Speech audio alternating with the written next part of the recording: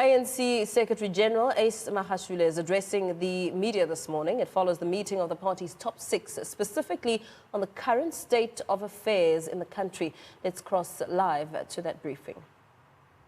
We must deal with undocumented foreigners. They must be documented, and those who continue doing acts of crime, those who are doing things which are not supposed to be done in the country which they don't belong to, must actually be dealt with. If government has to deport people, government must actually do so. That is the position we have taken, and over the weekend our structures are on the ground, the Women's League is on the ground. We are calling upon our communities, we are calling upon all political parties to respect and play their role and make sure that we live in a peaceful globe. We live in Africa. We are Africans as South Africans. Yes, SG, just clarify the going to Zimbabwe. Yeah, former liberation movements are meeting. The leagues of foreign liberation movements are meeting. Angola, Mozambique, Zimbabwe, Tanzania, all those former liberation movements will be meeting. Today is the meeting of the leagues, the ANC Youth League, the Women's League, the veterans, all those military veterans of former liberation movement. They are still liberation movement today, Namibia, SWAPO. We are meeting, and part of our discussions will actually include this matter. There is no country which allows so-called foreigners to do anything, to do crime. And we are aware that people even commit crime and they attack each other here in South Africa. Such things must never be allowed. And government, and we have actually interacted with our Justice, Peace and Security Cluster. And they have been doing a marvelous work. And they are actually going to have a press conference today to map out and tell South Africans what government is now going to do, as we have actually instructed government. And we are actually saying to all South Africans, this is the time to unite, to work together, to build and deal with the issues of unemployment, poverty, because those are some of the challenges. And talk to our donors, talk to our chiefs, traditional leadership all over South Africa to play their role. Can I just ask, which delegation of the ANC will be heading out to Zimbabwe? And you mentioned the meeting of liberation movements from all over Africa discussing such issues. I don't know if you're aware that tomorrow Air Peace will be helping 600 Nigerians go back home. As the ANC-led government have had talks with the Nigerians on mending relationships with the two countries. We have good relationship with Nigeria. We'll continue to have a good relationship with any country in the continent, in the world. These things are meant to defocus us. As African leaders, as political parties and liberation movements, the president of South Africa, the president of the ANC, does interact with the president of Nigeria and other presidents across the globe. And our relationships are fine. Our relationships are good because we are dependent on the people of Africa. We are dependent on if you want to improve your economy, if you want to improve your country, if you want to better the lives of, we are not an island. We are part of the globe. And that's why the interaction between us, Lesotho, we depend on Lesotho in terms of water. We depend on Angola, we depend on Mozambique, they depend on us, and that's why the South African companies are also in Africa. Whether it's MTN, is everywhere, it's in Rwanda, it's in African countries, whether it's Shoprite, Checkers, and all these companies are creating jobs in those countries. And there are countries and there are companies which come from outside South Africa creating jobs for South Africans. So there's no need for us to be fighting. I think we must actually disappoint those who don't want to see South Africa growing. ANC delegation to Zimbabwe?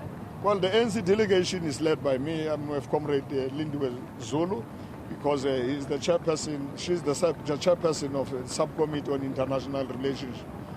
Comrade Tony Yengeni, the Youth League, the Women's League Secretary General, and other veterans of the African National Congress. SG Malungelo Boy from Newsroom Africa. In the meeting yesterday, was there a sense that with government dealing with the issue of femicide, that this issue is not being addressed adequately? Because when you're speaking to the ANC Women's League, and some activists are saying that not enough is being done.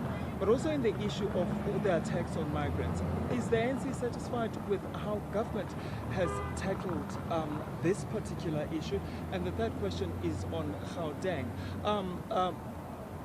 Premier David Makhura has actually not dropped one of his male MECs. Has a decision been taken regarding that particular matter? Thank you. Premier Makhura will still do that. We are actually engaging. There's no rush. It will happen, and it will happen as we are engaging with him, because Premier Makhura understands, together with his collective, that that decision is the decision of the highest decision-making body, the National Executive Committee.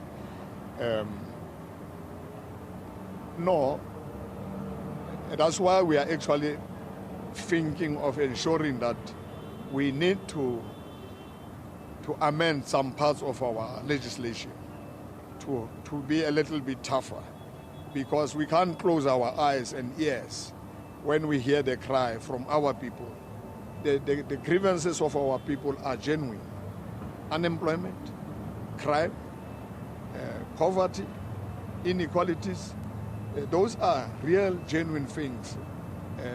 The indonors in the hostels, they are crying about crime. They are crying about their children not getting to school. Schools are closed.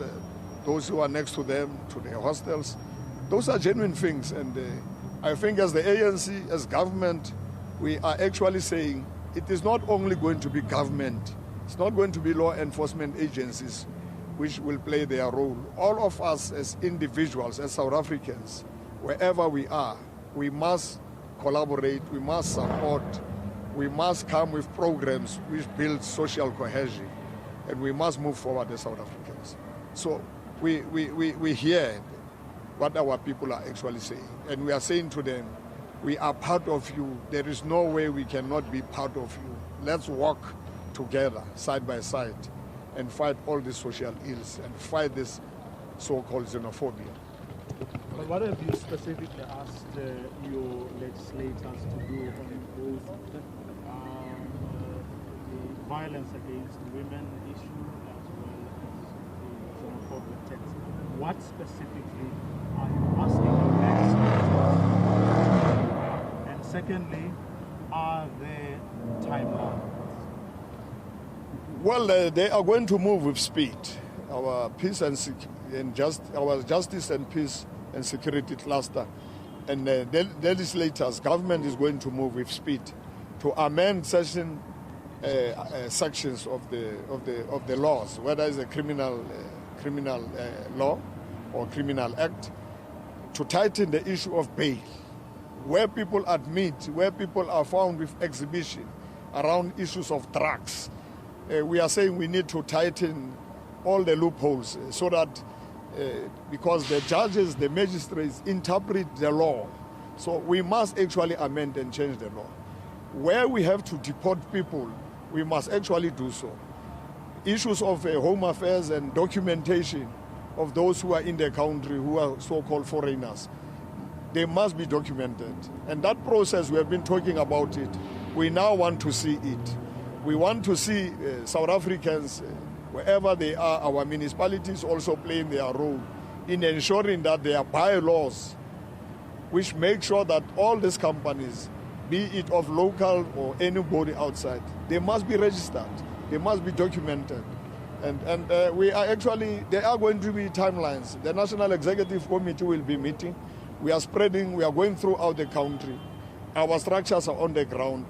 Premiers actually understand that this thing doesn't want us to take long. So we are actually pleading that all of us, not just government, the ANC, other political parties, South Africans, the South African Council of Churches, and all the churches in South Africa have actually agreed to play a role. And if all of us come together, we will move forward.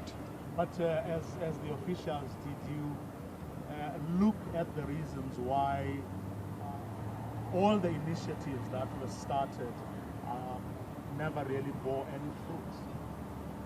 Did you examine the reasons why we haven't made progress on both these issues?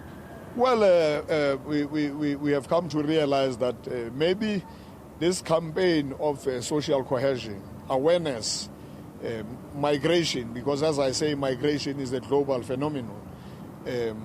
Maybe we are not actually playing a critical role in terms of massive awareness and ensuring that our people understand, even if they are hungry, even if they have no jobs, that they cannot be allowed to commit crime.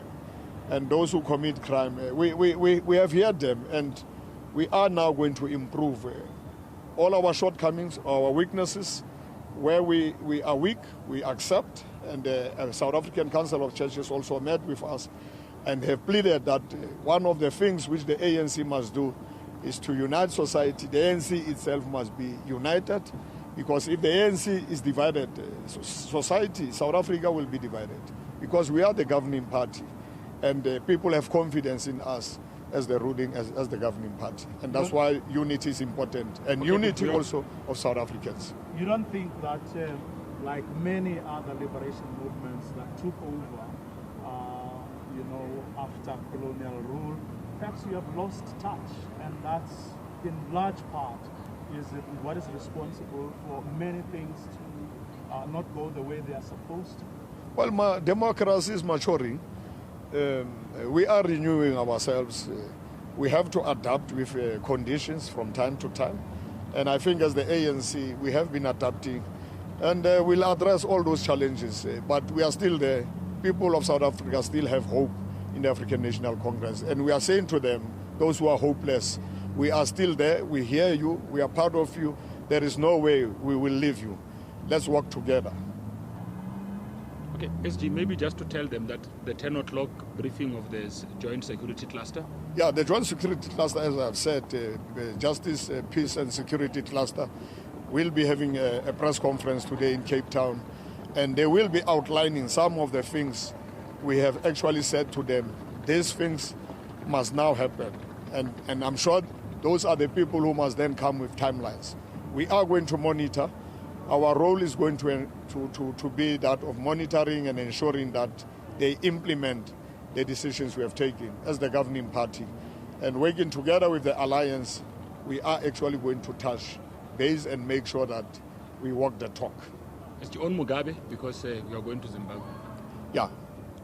Well, there will also be a delegation of the ANC, the delegation of government, the president, the leadership of the ANC, the national chair, many other leaders, Comrade Premier Makhura, as part of the delegation of the ANC to the funeral of Comrade Mugabe, because he has played a very important role as a Pan-Africanist in South Africa. He was part of us, he has been part of us.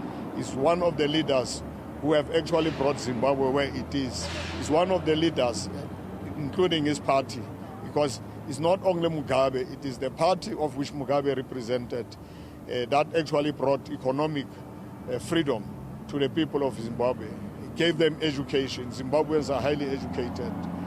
It actually ensured that they have the land, the issue which we are grappling with. So we have passed our condolences to the family and to the people of Zimbabwe, and we are saying aluta continua, the struggle continues for a better Africa, for a better South Africa, for a better Zimbabwe, and our people must never lose hope. No. Thank you. Okay. Eyewitness. On the meeting with the Security Cluster, has the party raised concern with the lapses in the intelligence capability of the state, given that I guess the clarification yesterday from officials in government that intelligence had failed in trying to discern some of the issues that are rising, such as homophobic violence? Well, we have said, I can't say that there's no capacity. The security cluster will deal with those issues. But our intelligence, we have said, everyone in South Africa must be an intelligent officer. Because communities know where drug lords are. Communities know who's committing what crime. So our own communities must be our intelligence. And I think we are going back to basics, because that's how we have been operating in the past, so that we support those organs of state which are actually doing their work.